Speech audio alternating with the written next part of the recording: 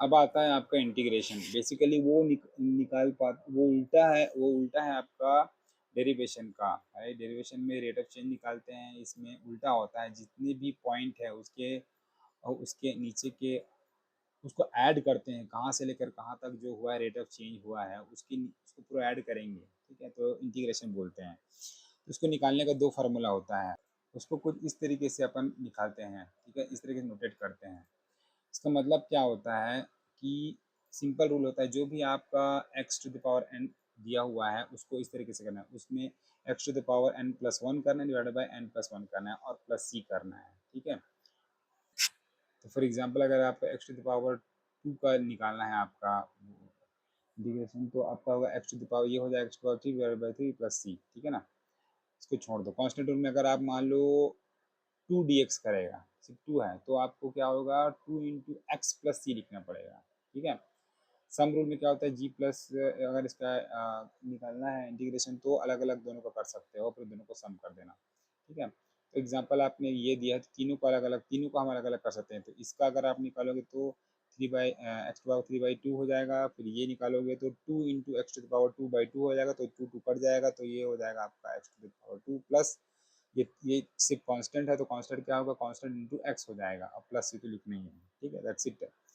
उसके बाद से अब definite integral very important. Now area under the curve निकालना है। तो एरिया अंडर द कर्व निकालना है तो उसमें आपको लिमिट बता देगा कहाँ से कहाँ तक का जाना है। तो आपको कुछ नहीं करना है, सिंपल आप उसका इंटीग्रेशन करना। ठीक है, वो करने के बाद आपको दोनों वैल्यू को पुट करना है। अपर लिमिट आपका जो निकल जाएगा जो इंटीग्रेशन करने के बाद, उसमें upper limit minus lower limit value डाल के देख लेना तो हो जाएगा। जैसे कि अगर आपका यहाँ पर ये दिया हुआ है तो जीरो से लेकर टू, यानी कि जीरो से लेकर टू में जो ये जो कर्व बनता है वो जीरो से लेकर टू में कितना एरिया कवर करता है, ये क्वेश्चन पूछ रहा है। तो अगर सबसे पहले इसको आप इंटीग्रेशन कर दोगे तो x to power n plus one divide by n plus one हो जाएगा, तो x power three divide by three हो जाएगा। अब इसमें लिमिट डालो करोगे, यानी कि एफ ऑफ बी, बी का वैल्यू क्या है टू, यानी कि ए था ये बी है, तो टू डालोगे तो ये आपका एट ये होगा, एट बाई थ्री हो जाएगा। और आपका माइनस अब जीरो डालेंगे तो जीरो होगा, तो ये आपका ये हो गया। तो ये इतने ही एरिया अंडर द कर्व है। ठीक है, तो इंटीग्रेशन होता क्या है, मतलब ये होता है कि हम जब एक्स एक्सिस पे जा रहे हैं तो उसके अलोंग द लाइन में बहुत सारे स्मॉल स्मॉल एक्स की वैल्यूज लेंगे। X is equal to one, फिर 1.1, फिर 1.2, ये सब करते करते ना हम ये जो जो रेक्टेंगल बनेगा, जिस प्रकार का भी रेक्टेंगल है उसको ऐड करने की कोशिश करेंगे। क्योंकि अंत में जितना बड़ा भी कर्व हो, अगर आप बहुत पास की चीजों को लोगे ना तो वो फ्लैट के जैसे ही दिखेगा वो। तो अंत में अगर वो आप अगर ये चीज को बहुत स्मॉल रखोगे तो आपका रेक्टेंगल ही बनता दिखेगा। तो इसलिए इसलिए जब आप इस तरीके का इक्वेशन देखते हो उसका मतलब ये होता है कि ये जो फंक्शन है, जो भी फंक्शन है, चाहे f x is equal to x square हो या टू एक्स हो या फाइव एक्स हो, उसके अलॉन्ग में एक्स की छोटी छोटी वैल्यू को ऐड कर के डालने के बाद जो भी वैल्यूज बनती है उनका सबका ऐड करेंगे। तो इसका फंडा मतलब मीनिंग वही होता है। आप यहाँ जाओगे तो एक्स की वैल्यू मान लो, एक्स की वैल्यू को 1.1000001 रखो और उसके बाद से एफ एक्स में डालो। तो टू इंटू 1.0000 एक्स करके जो भी वैल्यू आएगा मान लो उसको आप रखो। फिर नेक्स्ट बार एक्स की वैल्यू को 1.002 से रिप्लेस करो और फिर इसके बाद से फिर इस फंक्शन में रखो। तो अगर टू इंटू 1.001 जो भी वैल्यू और सबको बाद में ऐड करोगे तो आपको ये एरिया अंडर द कर्व मिल जाएगा। तो इसीलिए ये जो मैथमेटिकल इक्वेशन है उसको पढ़ने का तरीका यही है कि एक्स के रेस्पेक्ट में, यानी कि डी एक्स मतलब जब छोटा छोटा एक्स, यानी कि एक्स के रेस्पेक्ट में जब एक्स छोटा छोटा चेंज होता है तो जितने भी उस फंक्शन जो फंक्शन की वैल्यू डालो, एक्स की जो छोटी छोटी वैल्यू को फंक्शन में डालो और सबको इंटीग्रेट करो, यानी कि सबको ऐड करो। राइट, इसका मतलब यही होता है। दूसरा चीज है, अगर आपको कोई ये इक्वेशन मिलता है d u is equal to two x d x, इसका मतलब क्या होता है, चेंज इन डी यू, ठीक है, change in d u is equal to small change in d x multiplied by two into x.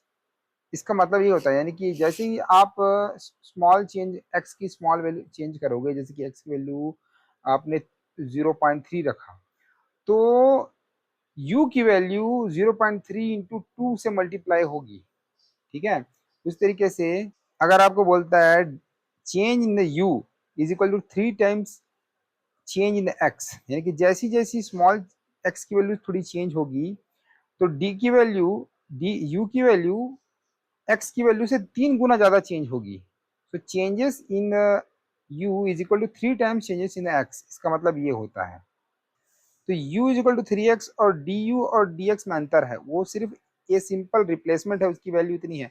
और ये होता है चेंज, बताता है कि उसकी वैल्यू कितने से चेंज होती है with respect to change in the x, ठीक है। तो अगर उसको ऐसा इंटीग्रेट करना है, राइट, अगर डिफरेंशिएट करना है तो क्या करना है, डी बाई डी एक्स से इसको मल्टीप्लाई कर दो, यानी कि आप डिफरेंशिएट कर रहे हो u को, ठीक है। तो इधर भी आप करो D by d x of 3x, तो D by D F of 3x क्या होता है आपका, होता है 3, ठीक है। तो ये क्या इक्वेशन बन जाएगा, d u by d x is equal to 3। तो क्या फाइनल क्या जाएगा, d u is equal to 3 into हो जाएगा आपका डी एक्स। तो यानी कि in changes in u is equal to 3 times changes in x, right. तो इस तरीके से आप उसको आगे भी लिख सकते हो। सो बेसिकली ये rate of change of that function बोलता है, अगर आपका कोई function f x is equal to 3x है, ठीक है, यानी कि u is equal to 3x है, जैसे कि ये फाइनल वेरिएबल है y, राइट। जब हम स्लोप में रहते हैं तो x की वैल्यू जब बढ़ती है तो ये y की वैल्यू होती है, तो y की वैल्यू को ही एफ एक्स बोलते हैं। मान लो ये है, तो ये तो सिंपल फंक्शन है, ये फंक्शन कैसे चेंज हो रहा है वो दिखाने के लिए आपको डी यू करना पड़ेगा, चेंज इन डी एक्स। तो फिर डी यू में क्या चेंज होता है, राइट। अब अगर क्वेश्चन है कि अगर इसको इंटीग्रेशन करना है, अगर आपका फंक्शन ये है with respect to small change in d x in the x, right, अब इसको फाइंड करना है। तो अच्छा तरीका ये है कि इसको आप रिप्लेसमेंट तरीका बोलते हैं। आप इस पूरे अंदर वाले भाग को u मान लो, तो आपका क्या हो जाएगा, u इज इक्वल टू, अब इसको आप डिफरेंशिएट कर दो विथ रिस्पेक्ट टू x, ठीक है। मतलब जब x चेंज होता है, x की वैल्यू स्मॉल स्मॉल चेंज होती है, तो u की वैल्यू में फाइनल चेंज क्या होता है, राइट। तो अगर आप इसको कर दोगे d बाई डी एक्स, दोनों तरफ d बाई डी एक्स कर दोगे, मतलब कि differentiating with respect to x है ना, इसको आप फर्दर और सॉल्व करोगे तो क्या होता है, 3x का क्या हो जाता है, खाली होता है 3, है ना, क्योंकि उसका फार्मूला क्या होता है, और 1 का तो कांस्टेंट है तो कुछ जीरो हो जाएगा उसका डिफरेंशिएटिंग, राइट। तो 3 होगा तो कैसे होगा, अब इसको आप इधर ले आओ, अब इसको आप dx की वैल्यू फाइंड करना है आपको, dx को रिप्लेस करना है, तो dx की वैल्यू फाइंड करोगे तो क्या होगा, dx इज इक्वल टू आपका होगा डी यू बाई 3। अब ये dx को यहाँ रिप्लेस कर दो आप, और u को भी रिप्लेस कर दो आप, तो ये आएगा u to the power 2 into d y by 3। अब आप ये 3 को जो कांस्टेंट है उसको बाहर ले लो, फिर इंटीग्रल करेंगे उसका इंटीग्रेशन, तो ये हो जाएगा यू स्क्वायर डी यू। तो अब यू स्क्वायर यानी कि एक्स स्क्वायर डी एक्स जैसे हो गया, तब इसको आप डिफरेंशिएट करें तो क्या होगा, इतना n plus one divide by n, sorry n plus one divide by n plus one होता है, राइट, यानी x to the power n plus one divide by n plus one होता है। तो ये हो जाएगा 3 into u to power 3 divide by 3, तो ये कट जाएगा, तो ये आपका हो जाएगा u to the power 3, sorry ये बाहर गया था, तो 1/3 बाहर गया था, राइट। तो ये 1/3 हो जाएगा, u to power 3 divide by आपका 9 हो जाएगा। अब इसके फाइनल आंसर के लिए आपने जो u की वैल्यू ली थी उसको सब्स्टिट्यूट कर लो, तो u की वैल्यू क्या था, 3x प्लस 1 था, आप उसको सब्स्टिट्यूट कर दो, राइट। तो ये आपका फाइनल आंसर हो जाएगा प्लस c, है ना, इंटीग्रेशन के लिए।